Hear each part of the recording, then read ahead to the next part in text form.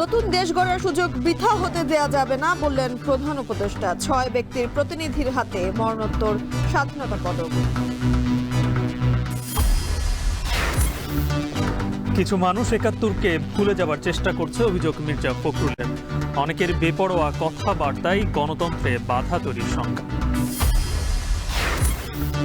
ঈদযাত্রার দ্বিতীয় দিনেও স্বস্তিতে ঢাকা ছাড়ছেন নগরবাসী। সময় মতো ছাড়ছে সব ট্রেন।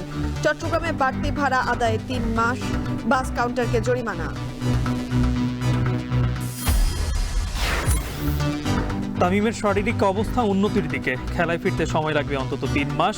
হাসপাতালে তামিমের পাশে সাকিবের বাবা মা। এবং হামজা ছেত্রীর লড়াই দেখার অপেক্ষায় পুরো দেশ। এশিয়ান কাপের বাছাইয়ে সন্ধ্যায় ভারতের মুখোমুখি হচ্ছে বাংলাদেশ।